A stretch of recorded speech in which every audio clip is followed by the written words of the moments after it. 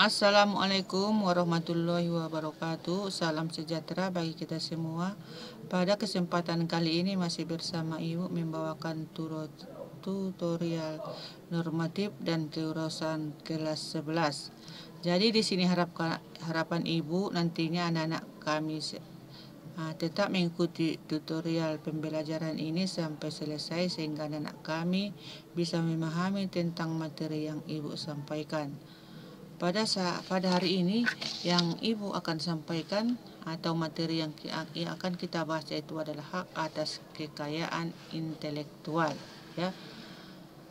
Jadi hak atas kekayaan intelektual ini maksudnya di mana di era globalisasi ini segala kemudahan informasi dapat kita nikmati, bahkan kita memiliki kebebasan untuk mengakses secara informasi yang dibutuhkan.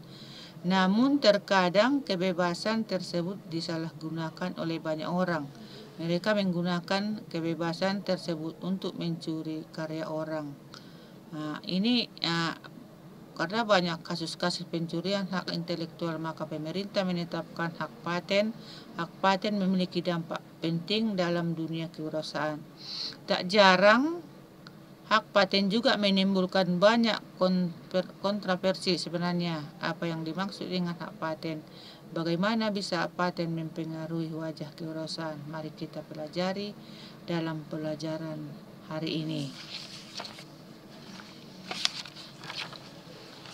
Hak kekayaan intelektual dan macam-macamnya. Kita sering mendengarkan hak merek, hak paten, hak cipta, bahkan sering kita mendengarkan berbagai kasus sengketa yang berkaitan dengan segala hak tersebut.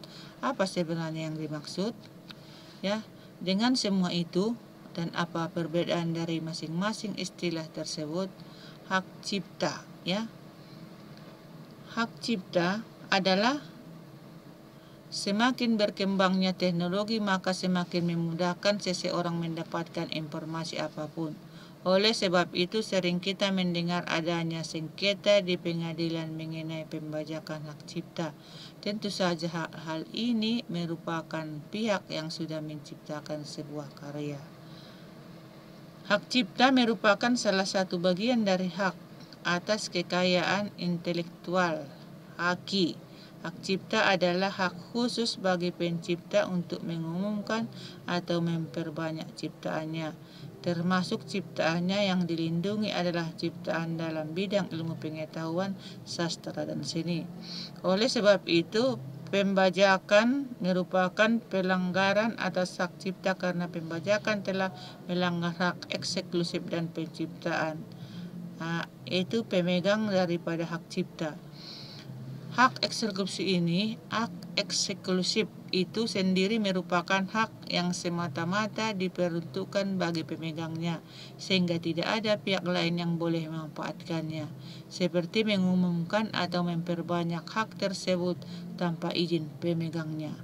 Dalam hal ini, pengertian pengumuman atau memperbanyak adalah kegiatan menerjemahkan, mengadaptasi, menjual, menyewa, dan mengkomunikasi ciptaan kepada produksi atau publik melalui sarana apapun.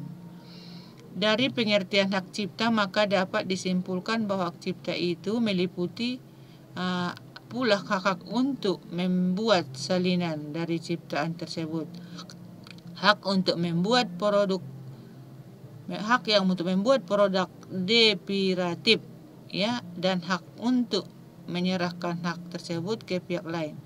Hak cipta berlaku seketika setelah ciptaan tersebut dibuat. Hak cipta tidak perlu daftarkan terlebih dahulu, Kemudian ada dasar hak cipta. Adapun dasar hak cipta, sebelumnya undang-undang yang mengatur hak cipta di Indonesia adalah Undang-Undang Nomor 19 Tahun 2002. Namun saat ini terdapat undang-undang baru, yaitu Undang-Undang Nomor 28 Tahun 2014. Dalam undang-undang tersebut disebutkan mengenai pengertian hak cipta adalah hak eksklusif bagi pencipta atau penerima hak untuk mengumumkan atau memperbanyak ciptaannya atau memberikan izin untuk itu dengan tidak mengurangi pembatasan-pembatasan menurut peraturan perundang-undangan yang berlaku. Ini pasal 1(1). Hak cipta di Indonesia juga mengenal konsep hak ekonomi dan hak moral. Hak ekonomi adalah hak untuk mendapatkan manfaat ekonomi atas ciptaannya. Sedangkan hak moral adalah hak yang melekat pada diri pencipta atau pelaku, yaitu seni, rekaman, siaran yang tidak dapat dihilangkan dengan alasan apapun. Namun pencipta pada ciptaannya, walaupun hak ciptanya atas ciptaan tersebut sudah dijual untuk dimanfaatkan pihak lain, hak moral diatur dalam pasal 24 sampai 26 Undang-Undang Hak Cipta. Hak cipta ini dapat dikategorikan sebagai benda bergerak baik dalam Undang-Undang Nomor 19 Tahun 2002 dan Undang-Undang Hak Cipta baru diatur mengenai cara mengalihkannya hak cipta, namun dalam pasal 16 ayat 1 Undang-Undang Hak Cipta baru ditambahkan bahwa hak cipta dapat dialihkan dengan wakaf. Selain itu, dalam pasal 16(3) hak cipta baru dikatakan bahwa hak cipta adalah benda bergerak tidak berwujud yang dapat dijaminkan dengan jaminan fidusta, sedangkan dalam undang-undang sebelumnya hak cipta tidak diatur.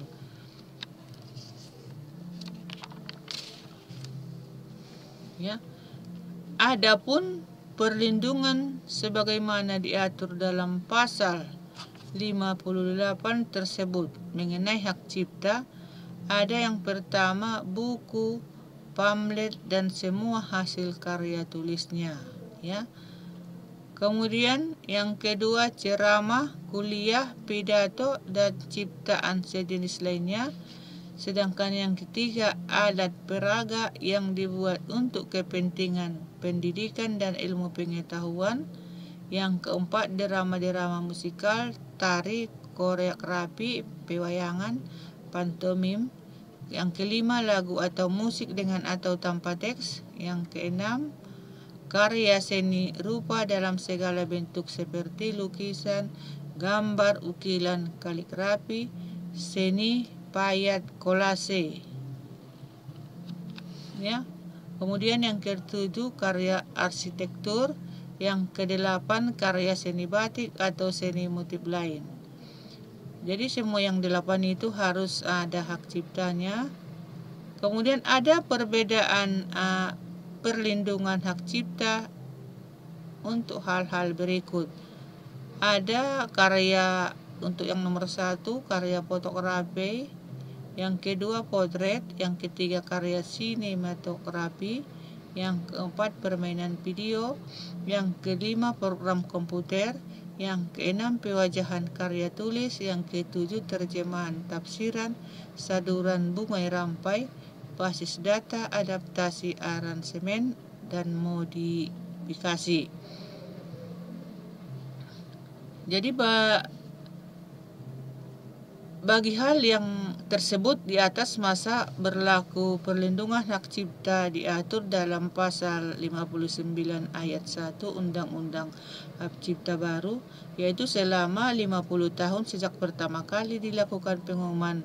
Kemudian untuk ciptaan berupa karya seni terapan perlindungan hak cipta berlaku selama 25 tahun sejak penerbitan kali dilakukan pengumuman pada pasal 59 ayat 2 Undang-Undang Hak Cipta baru. Kemudian yang selanjutnya ada cara pendaftaran hak cipta, Cara pendaftaran hak cipta ini, perlindungan suatu ciptaan timbul secara otomatis sejak ciptaan itu diwujudkan dalam bentuk yang nyata. Pendaftaran ciptaan tidak merupakan suatu kewajiban untuk mendapatkan hak cipta. Namun demikian pencipta maupun pemegang hak cipta mendaftarkan ciptaannya agar mendapat surat di kemudian hari terhadap ciptaan tersebut. Ciptaan dapat didaftarkan ke Kantor Hak Cipta, Direktorat Jenderal Hak Kekayaan Intelektual, Departemen Hukum dan HAM, Dirjen HKI, Depkumham. Berikut adalah syarat-syarat untuk permohonan pendaftaran hak cipta. Yang pertama, mengisi formulir pendaftaran ciptaan rangkap 2. Yang kedua, surat permohonan pendaftaran ciptaan mencantumkan nama dan kewarganegaraan. Yang ketiga, uraian ciptaan rangkap 2. Yang keempat, melampirkan bukti kewarganegaraan pencipta dan pemegang hak cipta berupa fotokopi KTP. Demikian nama-nama harus ditulis sesuai dengan menetapkan suatu alamat permohonan. Kemudian yang keenam, melampirkan contoh ciptaan yang dimohonkan pendaftarannya atau penggantinya. Yang ketujuh, membayar biaya permohonannya pendaftaran sebesar Rp75.000. Kemudian hak kekayaan industri, ya.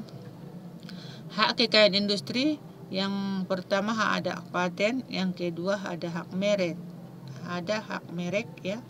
Jadi hak paten, karena dalam hak kekayaan industri ini ada hak paten dan hak merek, yang dikatakan dia sebagai hak kekayaan industri adalah hak yang mengatur segala sesuatu milik perindustrian, terutama yang mengatur perlindungan hukum.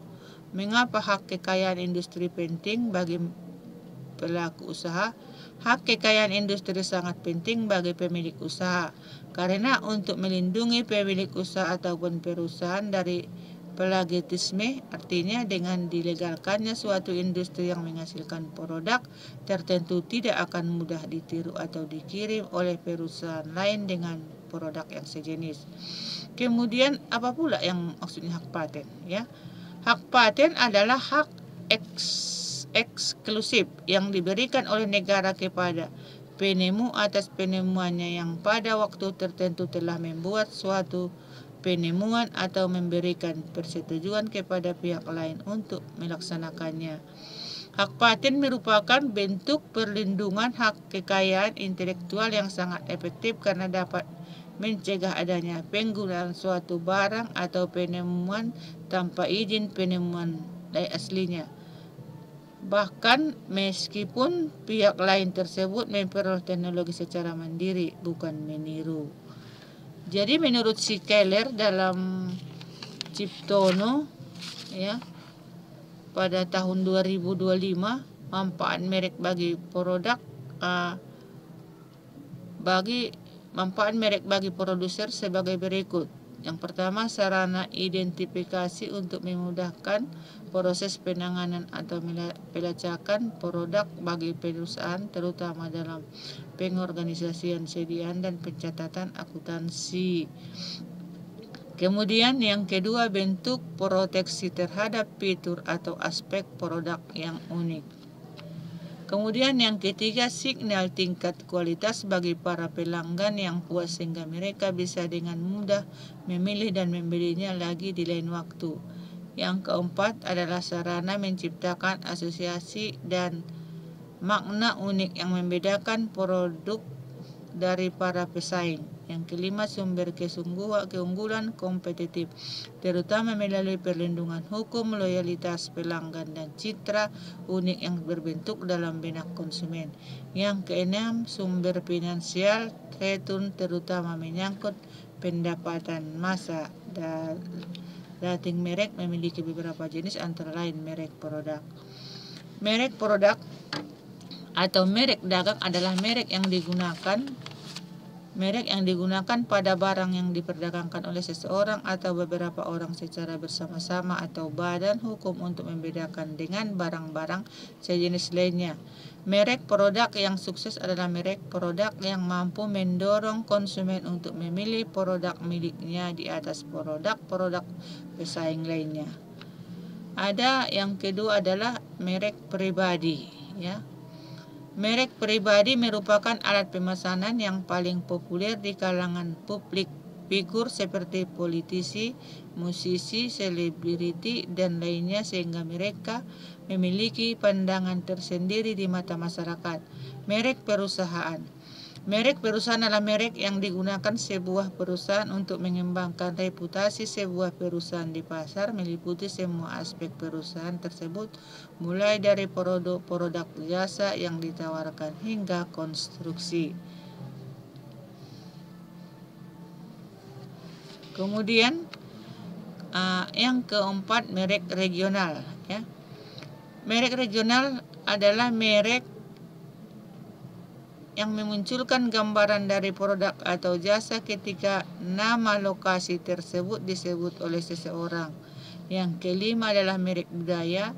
Merek budaya digunakan untuk mengembangkan reputasi mengenai lingkungan dan orang-orang dari tempat tertentu. Membangun merek dagang ada hal-hal yang harus diperhatikan pada saat membuat merek agar mudah dikenal. Berikut ada beberapa hal yang harus diperhatikan dalam membuat merek dagang. Pertama, merek harus singkat, jelas, dan menarik. Yang kedua, menggunakan kata-kata yang mudah dibaca dan diucapkan. Yang ketiga, gunakan kata-kata yang dan dengar, yang mudah didengar, mudah diingat. Kemudian yang kelima, mengandung makna. Yang keenam, bersifat universal, ya. Jadi dalam pembuatan merek, ya, sepertinya ada hak paten dan hak merek, di mana permohonan perlindungan hak merek harus diajukan secara tertulis dalam bahasa Indonesia kepada Direktorat Merek. Seseorang yang ingin mengajukan permohonan perlindungan mereknya harus mengajukan dengan terlebih dahulu mengisi formulir permohonan yang sudah disediakan di kantor Direktorat Merek. Apabila permohonan diajukan oleh lebih dari satu permohonan yang secara bersama-sama berhak atas merek tersebut, maka semua nama pemohon dicantumkan dengan memilih salah satu alamat sebagai alamat mereka. Kemudian, membangun merek dagang. Membangun merek dagang ini, ya, maksudnya seperti dalam pembahasan merek paten dan hak merek, ya. Di dalam membangun hak merek dagang, merek bukan lagi kata yang hanya dihubungkan dengan produk atau sekumpulan barang perdagangan bebas seperti saat ini, tapi juga sebuah proses dan strategi bisnis. Oleh karena itu harus mempunyai merek dagang, ya. Merek ini memiliki kemampuan sebagai tanda yang dapat membedakan hasil perusahaan dalam suatu industri atau perusahaan. Adapun hal-hal yang harus diperhatikan pada saat membuat merek agar mudah dikenal, ini ada yang pertama adalah merek harus singkat, jelas, dan menarik, ya. Jadi bagaimana maksudnya? Ya, singkat dan menarik. Agar mudah diingat konsumen, maka merek dagang harus dibuat semenarik mungkin. Cukup memenuhi suatu kata yang jelas, ya, yang mudah dimengerti. Susunan kata, ya, simbol merek harus jelas menggambarkan produk yang ditawarkan. Contoh merek obat, masuk angin, tolak angin, dan lain sebagainya. Kemudian yang kedua, ya, ada membangun merek dagang ini, contohnya yang kedua yaitu menggunakan kata-kata yang mudah dibaca dan diucapkan. Menggunakan kata-kata yang mudah dibaca dan diucapkan, merek dagang harus menggunakan kata-kata yang mudah diucapkan. Misalkan merek produk Indonesia, maka harus lebih mudah menggunakan kata-kata yang berasal dari bahasa Indonesia. Yang ketiga, gunakan kata-kata enak didengar. Maksudnya, selain mudah diucapkan, merek juga harus mudah didengar agar lebih menempel di ingatan konsumen. Contoh, merek kecantikan Sari Ayu. Kemudian ada yang selanjutnya mudah diingat. Mudah diingat membuat merek agar lebih menempel ingatan konsumen tentunya juga harus dengan kata-kata mudah diingat. Ini merupakan hal penting bagaimana kita perlu mempertimbangkan dalam memilih kata apakah nantinya kata yang kita buat akan mudah diingat atau tidak. Karena merek yang mudah diingat itu memudahkan produk cepat dikenal. Kemudian mengandung makna. Agar lebih baik lagi merek yang dibuat mengandung makna tertentu, ya. Kemudian bersifat universal. Maksudnya bersifat universal berarti merek yang kita buat harus bisa diingat dan diterima konsumen yang berasal dari berbagai daerah. Pilihan kata-kata dapat diterima di mana-mana.